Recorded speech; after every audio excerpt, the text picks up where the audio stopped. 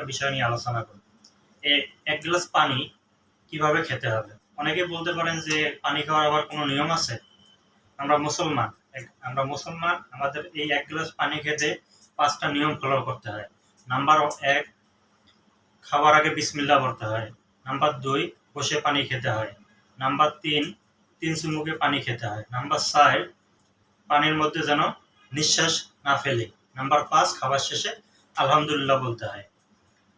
এই কথাটাই হযরত মুহাম্মদ সাল্লাল্লাহু আলাইহি ওয়াসাল্লাম আজ থেকে 1450 বছর আগেও বলে গেছে যে খাবার আগে পানি কিভাবে খেতে হবে, আর খাবার সময় যেন নাকের নিঃশ্বাসটা না পড়ে। এছাড়াও বর্তমান চিকিৎসা বিজ্ঞানও বলতেছে যে দাঁড়িয়ে পানি খাওয়া কিডনির জন্য ক্ষতিকর। সব মিলে ইসলাম আমাদের জন্য আসলে একটা শান্তির ধর্ম আর শান্তির বিধান। হযরত মুহাম্মদ সাল্লাল্লাহু আলাইহি ওয়াসাল্লামও বলে গেছে যে পানি এভাবে খেলে শরীরের উপকার হবে।